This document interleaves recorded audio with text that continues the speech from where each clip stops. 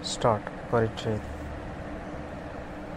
तिसऱ्या पंचवार्षिक योजनेच्या दृष्टीनेही काही महत्त्वाच्या गोष्टी मला सांगितल्या पाहिजेत. अर्थात आपल्या तिसऱ्या योजनेचे स्वरूप भारताच्या तिसऱ्या योजनेच्या स्वरूपावर अवलंबून राहील हे खरे आहे.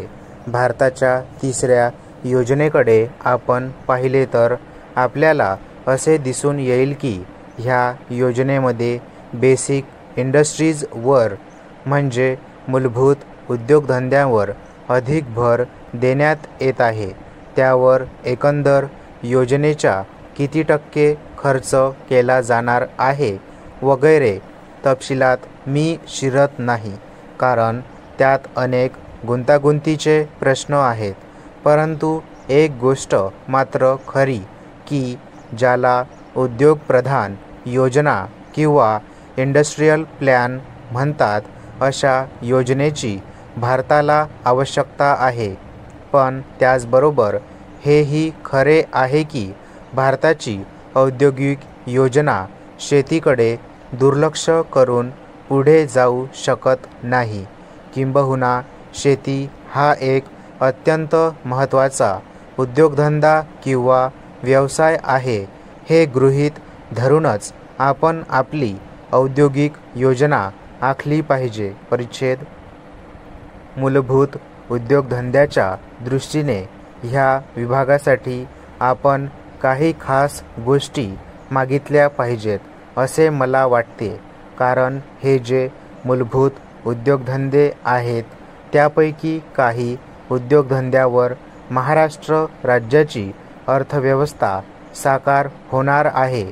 अशा उद्योगधंद्यांना महाराष्ट्राच्या इतर भागात जितका वाव आहे त्यापेक्षा अधिक वाव विदर्भात आहे. विशेषतः पोलाद किंवा लोखंड यासारख्या धंद्याला येथे अधिक वाव आहे. कारण या धंद्याला लागणारी कोळशासारखी खनिज साधनसामुग्री नागपूरच्या आसपास विपुल प्रमाणात सापडते. म्हणून अशा प्रकारचे मूलभूत उद्योगधंदे विदर्भात उभारावे असा आग्रह धरण्याची महाराष्ट्र सरकारची इच्छा आहे. परंतु त्याचा पाठपुरावा करणे, त्यासाठी तयारी करणे हे काम आपल्याला करावयाचे आहे.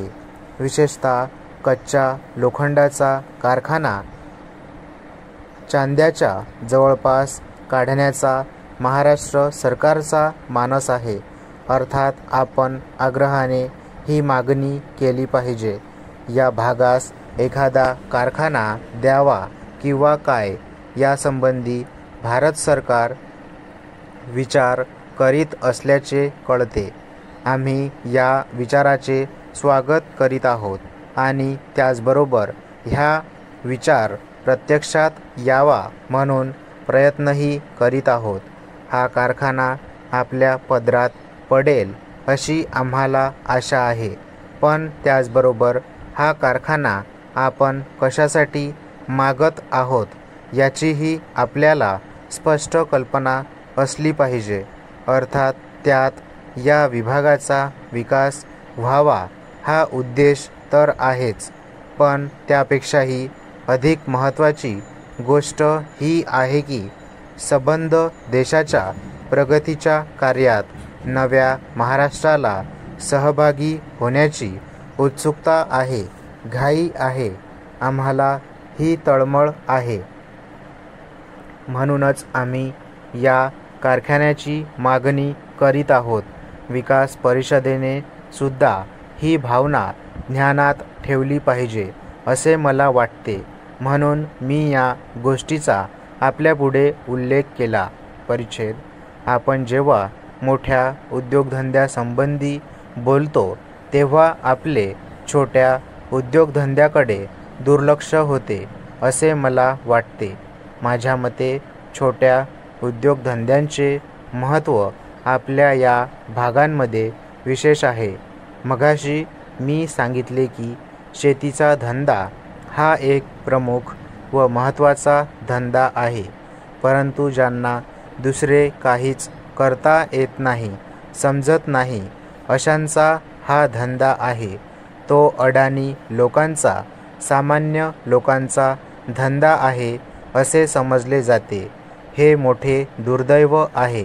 या समजुतीमुळेच आम्ही आमची आर्थिक आत्महत्या करून घेतली आहे. तेव्हा या बाबतीत आपला दृष्टिकोन काय आहे हे महत्त्वाचे आहे. आपण विदर्भाच्या शेतीचा विचार करू. एक गोष्ट खरी की विदर्भातील शेती ही इतर भागातील शेतीच्या मानाने काही बाबतीत बरी आहे. या भागातील जमीन काळी कपाशीची जमीन आहे, परंतु जमीन सुपीक आहे असे नुसते म्हटल्याने भागत नाही. या जमिनीत काही व्यापारी पिके निघतात. मी विदर्भातील शेतकऱ्यांशी या बाबतीत बोललो तेव्हा त्यांच्या बोलण्यावरून असे दिसून आले की 3 वर्षापैकी 1 वर्ष चांगले, दुसरे सामान्य बरे आणि तिसरे वाईट असते आणि चौथे कसे येईल हे सांगता येणे कठीण असते. अशी ही येथील शेतीची परिस्थिती आहे. त्यात आणखी आम्ही ज्या व्यापारी पिकांचे म्हणजे कपाशीचे उत्पादन करतो त्यामध्ये सट्टेबाजी फार आहे. या सट्टेबाजीवरच या पिकाची किंमत अवलंबून असते. कपाशीच्या बाबतीतील ही सट्टेबाजी एकट्या भारतीयाचेच नव्हे तर साऱ्या दुनियेचे दुर्भाग्य आहे. अशा अनिश्चित प्रकारच्या जागतिक बाजारामध्ये आम्ही आमचा माल नेतो आणि अस्थिर परिस्थितीमुळे आमच्या हाती काय लागते तर ही अनिश्चित शेतीची अर्थव्यवस्था. या परिस्थितीतला हा असा मूलभूत दोष आहे. परिच्छेद विदर्भामध्ये काय किंवा उरलेल्या महाराष्ट्रामध्ये काय?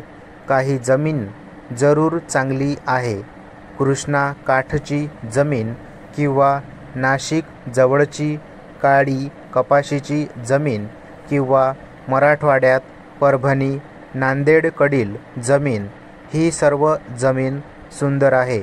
पण केवळ चांगली काळी जमीन आहे म्हणून शेतीबाबतचे सर्व प्रश्न सुटलेले नाहीत, सुटणारही नाहीत.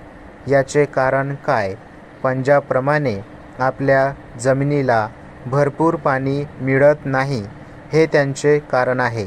पंजाबला पाण्याचा जो भरपूर पुरवठा आहे त्याचे कारण पंजाबच्या वाट्याला वर्षातून 4-6 महिने दुथडी भरून वाहणाऱ्या नद्या आल्या आहेत हे आहे. परंतु आमच्या येथील गरीब शेतीला मदत करणाऱ्या नद्यांची स्थिती तशी नाही. विदर्भाला काय किंवा महाराष्ट्राच्या इतर भागांना काय? भूगोलाने नद्याचे काही फायदे दिलेले असले तरी त्याबरोबरच त्याचे काही तोटेही दिलेले आहेत. आमच्या बहुतेक नद्या तर पूर्ववाहिनी आहेत किंवा दक्षिण वाहिनी तरी आहेत. या दोन्ही प्रकारच्या नद्यांचे वर्णन 2 सिस्टीममध्ये करण्यात येते. एक गोदावरी सिस्टीम आणि दुसरी कृष्णा सिस्टीम. विदर्भात आणि नाशिकजवळ निघणाऱ्या बहुतेक सर्व नद्या गोदावरीला मिळतात आणि ही गोदावरी आम्ही सिरोंच्या जवळ आंध्राच्या ताब्यात देतो. तीच गोष्ट कृष्णा सिस्टीममधील नद्यांची दक्षिण साताऱ्याच्या सरहद्दीवर भरलेल्या सर्व नद्या आम्ही कृष्णेसह कर्नाटकच्या हवाली करतो. स्टॉप.